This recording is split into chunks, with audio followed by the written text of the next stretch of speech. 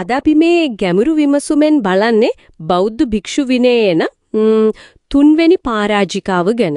ඒ කියන්නේ මනුෂ්‍ය ඝාතනයට අදාළ ශික්ෂාපදය. ඔව් මේ ශික්ෂාපදය පැනවෙන්න බලපාකු පසුබිම. ඇත්තටම හරිම සංවේදී කතාවක්. ඒක පටන් ගන්න බුදුන් වහන්සේගේ දේශනාවක් භික්ෂූන් පිරිසක් වැරදියට වටහා ගැනීමකින් නේද? හරියටම. උන්වහන්සේ වෙසාලි නුවර මහා වනය කූටාගාර ශාලාවේ වැඩෙන්න කාලේ ශරීරයේ අසුබ ස්වභාවය, ඒ කියන්නේ පිළිකුල් බව ගැන දේශනා කරනවා. විවිධ පැත්තවලින් ඒ ගැන පහදලා දෙනවා. ඔව්. ඊට පස්සේ උන්වහන්සේ අඩමසක කාලයක් හුදකලා වෙන භාවනා කරන්න. දානිගෙන භික්ෂුවට විතරයි අවසර. එහෙමයි. ඉතින් අර දේශනාව අහපු සමහර භික්ෂූන් අසුබ භාවනාව වඩන්න පටන් ගන්නවා. හොඳයි. හැබැයි ටිකක් අන්තිමටම ගිහින් එනසා තමන්ගේම ශාරීරිය ගැන ලොකු කලකිරීමක් පිළිකුලක් ඇති කරගන්නවා. මූලාශ්‍රවල ඒක උපමා කරලා තියෙන්නෙත් හරි අප්‍රසන්න විදිහට නේද? ඔව් හරියට නාල පිරිසිදුවට ඈඳ පැලඳ ගත්ත කෙනෙක් බෙල්ලේ කුණු වෙච්ච සර්පයෙක්ගේ කුණක් එල්ලුවා වගේ හැඟීමක් කියලා කියන්නේ. එතන ඉඳන් තමයි නේද තත්ත්වේ භයානක අතට හැරෙන්නේ. ඔව් මේ දැඩි කලකිරීම නිසා සමහර භික්ෂූන් සියදිවි නසා ගන්නවා. සමහරු එකිනෙකා මරවා ගන්නවා කියලා තියෙනවා. ඒ වගේම තවත් පිරිසක් මෙගලන්ටික කියලා ගිහි කෙනෙක්ට කතා කරනවා. අර පාත්‍ර සිවුරු දෙන පොරොන්දුවට මරන්න කියන කියලා. ඔව් යාට කියනවා අපව මරන්න ඔබට මේ පාත්‍ර සිවුරු දෙනවා කියලා. ඉතින් මිගලන්ඩික. එයා පාත්‍ර සිවුරු වලට තියෙන ආසාව නිසා දවසකට භික්ෂූන් 60ක් වගේ විශාල පිරිසක් මරලා දානවා. දවසකට 60ක්. ඒක ඇත්තටම හිතා ගන්නත් බැරි තරම් කම්පණී තත්ත්වයක්. මුලදී යාටත් පසුතැවීමක් ඇති වෙනවලු. හැබැයි පස්සේ මාරේ කවිත් කියනවා කියලා තියෙන්නේ ඔබ කරන්නේ පිනක්, ඊතර වෙන්න බැරි අයව ඔබ ඊතර කරවනවා කියලා. ඉතින් යා දිගට මේ දේ කරනවා. ඔව්. තියුණු කඩුවකුත් අරකලා විහාරයන් විහාරයට ගිහින් අහනවා කවුද ඊතර වෙන්නේ? මම කාවද ඊතර කරවන්නේ කියලා. මේ අතරේ අර අඩමාසේ ගෙවිල බුදුන් වහන්සේ හුදේකලාවෙන් නික්මෙනවා. එතකොට දකින්නවා භික්ෂු සංඝයා අඩු වෙලා ආනන්ද හාමුදුරන්ගෙන් අහනවා. මොකද උනේ කියලා. ආනන්ද හාමුදුරුවෝ විස්තරය කියනවා.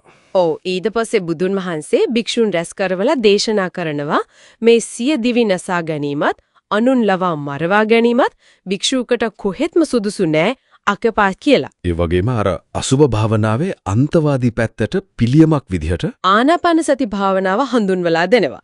ආශ්වාස ප්‍රාශ්වාසයේගල සිහිය පිහිටුවන සිත සංසුන් කරන භාවනාවක්. මේ සිද්ධිදාමෙන් පස්සේ තමයි මුල්ම වතාවට තුන්වෙනි පරාජික ශික්ෂාපදේ පැනවන්නේ. ඔව් යම් භික්ෂුවක් දැනම මනුෂ්‍ය ශරීරයක් ජීවිතින් තොර කරයිද ඔහු සඳහා මිනිමරුවෙකු සොයයිද ඔහුද පරාජිකා වෙයි අසංවාස වෙයි කියලා. අසංවාස කියන්නේ සංඝ සමාජයෙන් නිරපා හැරීම. හරියටම. හැබැයි කතාව එතනින් ඉවර වෙන්නෙත් නෑ. ශික්ෂාපදේ තවත් පුළුල් වෙනවා. ඔව්. පස්සේ කාලක සවග භික්ෂුන් පිරිසක්.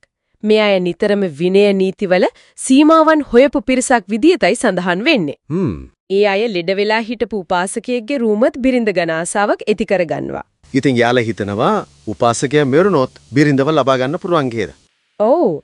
ඒ නිසා එයාලා අර උපාසකයාට මරණය අගේ වර්ණනා කරන්න පටන් ගන්නවා. කියනවා ඔබ කොච්චර පින් කරලා තියෙනවද මේ දුක්ඛිත ජීවිතේ ඉඳලා වැඩක් නැහැ. මරණය තමයි ශ්‍රේෂ්ඨ. මෙරුණම දෙව්ලොව යන්න පුළුවන් මගේ දේව.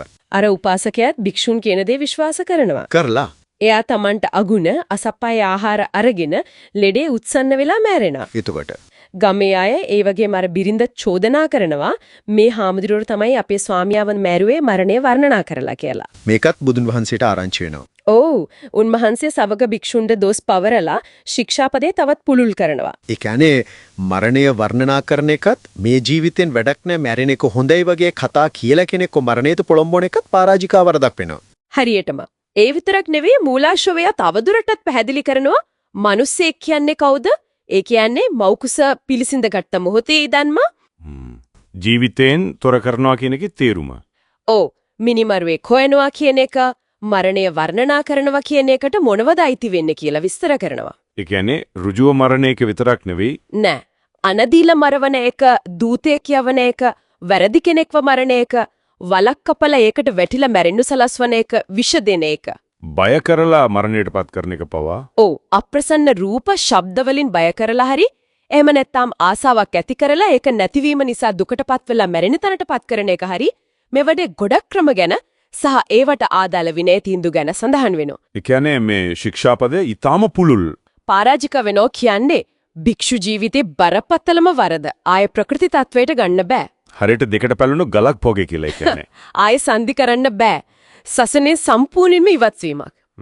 ඉතින් අපිට පේනවා නේද මුලින්ම තිබුණු අසුබ භාවනාව ඒක අන්තවාදීව ගැනීම නිසා ඇති වුණු ඛේදවාචකය අවසානයේදී මිනිස් ජීවිතය නැසීමට එරෙහිව කොයිතරම් දැඩි නීතියක් පැනවෙන්නත් ඒක පුළුල් වෙන්නට හේතු වුණාද කියලා. ආනාපාන සතිය වගේ සමබර ක්‍රම හඳුන්වා දෙන්නෙත් ඒ අන්තවාදී ප්‍රවේශයෙන් මිදෙන්න. ඒක ඇත්ත. මේ සාකච්ඡාව අවසානයේ ඇත්තටම අපිට හිතන්න දෙයක් ඉතුරු වෙනවා. ඒ තමයි කොයිතරම් හොඳ අරමුණකින් යමක් දේශනා කළත් ඒක පිළිගන්න කෙනාගේ මානසික තත්වය තේරුම් ගන්න විදිහ අනුව කොච්චර අනපේක්ෂිත සමහර විට හානිකර ප්‍රතිඵල එන්න පුරුවන්ද කියන එක. ඒක ගැඹුරින් හිතන්න වටින කාරණයක්.